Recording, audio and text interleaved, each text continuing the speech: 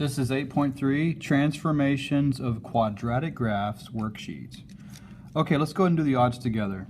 The directions say, use the information given to complete the table below. So here's our table. Some stuff is filled in, some stuff is not filled in. So for number one, they give us the description of what's happening. They give us the parent function table. Actually, for all three of these they do. But we have to figure out everything else. We have to figure out the function rule. The function rule is going to be the y equals whatever, x squared, whatever, okay? And the table, once we have this, we can easily get the table. Or we can get the table from, basically from one of them, you can get all the others. So what's happening is, the parent function is translated up 3 units. Well, what's the parent function originally? The parent function is this one, y equals x squared. We can graph those real quick. I have my 0, 0. I have my negative 1, 1. My positive 1, 1. My negative 2, 4. My positive 2, 4. That makes this parabola shape. Okay? And they're saying here that the 0, 0 vertex point is going to change to 0, 3. So my new point, which I'll make in purple, is now up 3. So what you want to know about a parabola, they gave you a code word or an important key word here, translated. Translated means the whole thing just shifts. It just moves. It doesn't get narrower, doesn't get wider, nothing like that. The entire exact same shape just shifts up or down. So if this one point shifted up 3, it means all the points shifted up 3. So this one went from 0, 0 to 0, 3. We added 3 to that y value. We're going to add 3 to all the y values. 4 plus 3 gives me 7 on both of these. 1 plus 3 gives me 4 on both of these. So that is our new one. Now you can plot these points, or even faster, you can start with the parent function point and move up 3. 1, 2, 3. There's the new one. There's the new one. And then this one would go up 3 from here, which goes off the graph. 1, 2, 3. Somewhere up there, right? That is the new translated graph.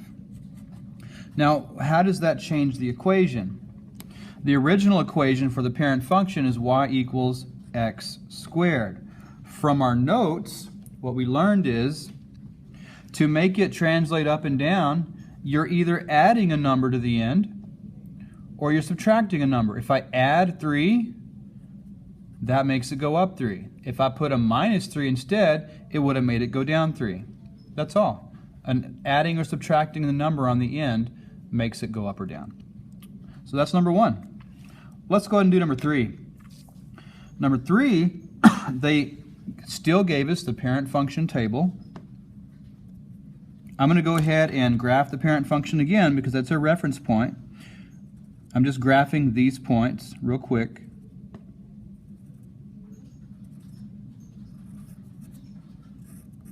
Okay, but now they're giving us a new pattern rule. This is how the parent function changed. They added a negative 1. Okay, so we could say already, based on what we just did, I'm basically going by the same verbiage they have here. The parent function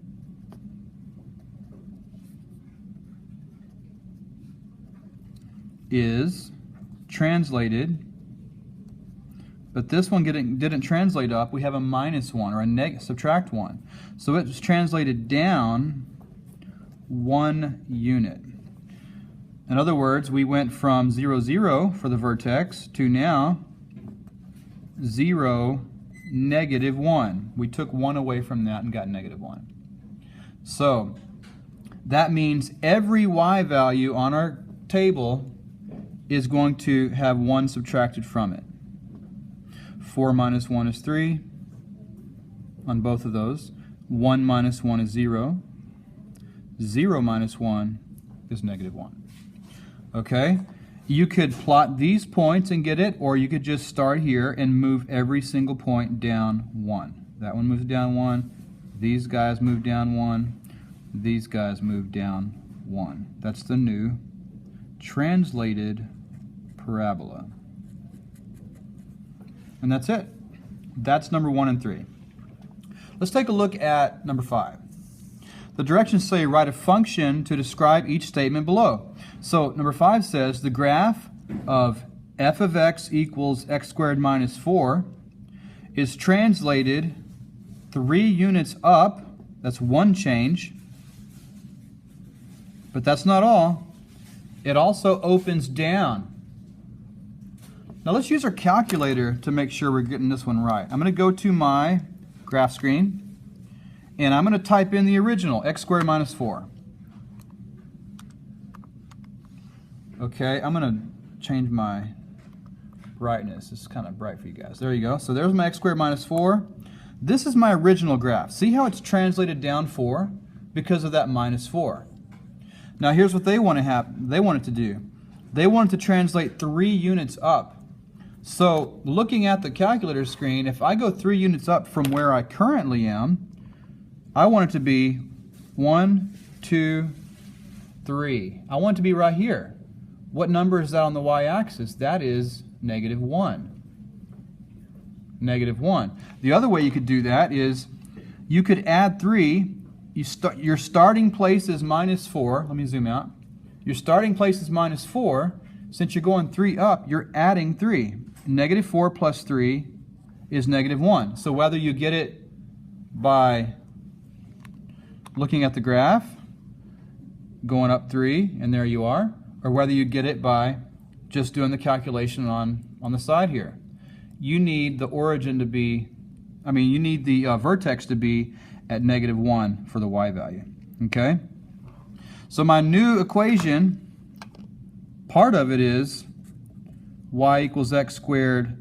Instead of minus 4 now, it's minus 1. That's our new number. But we're not done yet. What I'm going to do is I'm going to put in a new one. I'm going to hit tab, and I'm going to put in a new graph, x squared minus 1, because I want to make sure it really does translate the way I'm expecting it to. This is what's great about parabolas, is you can just type it in the calculator to check your work. That's my new graph. Did it go up 3? It sure did. So it did translate up 3. But it didn't meet the second criteria, which is opening down. How do you make it open down?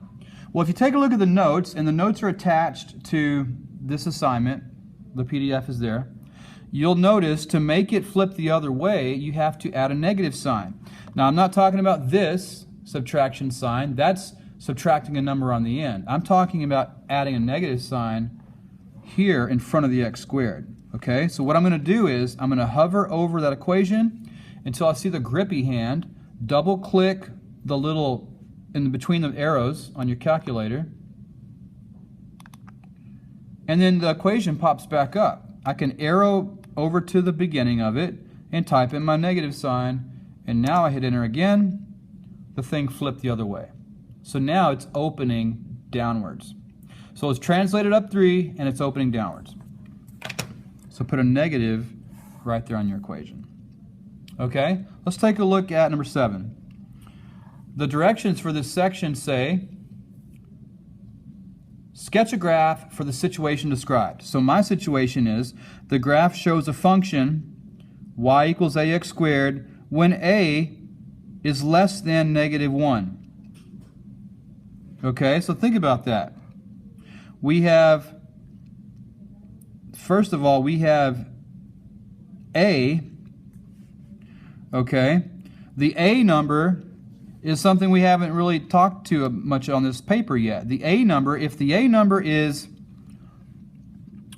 bigger than 1, it gets narrower. If the a number is smaller than 1, I'm talking like a fraction, like 1/2, 1/3, then it gets wider.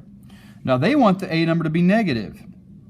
Okay, what number is, and they also want to be less than 1. Okay, so what numbers are less than negative 1? Like negative 2, negative 3, any of those numbers actually. So we're not worried about fractions. We just have any number less than this, okay? So we want it to be a big number that's going to make the graph, the fact that the number's bigger, I'm not talking about the sign, I'm talking about the number. The bigger the number gets, the narrower the graph gets. Okay, so it's going to be skinnier than the parent function, but the fact that there's still a negative on it, it's going to be flipped upside down from the parent function. So if I had my parent function, which I've been graphing a lot, that's the parent function. The new one would be upside down and it would be skinnier. Just make sure it looks a little bit narrower than your parent function.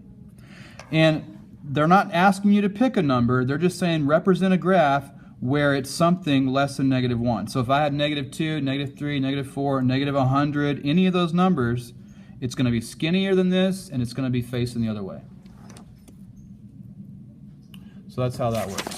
Let's go ahead and stop the video and we'll do the rest on the next video, the rest of the odds.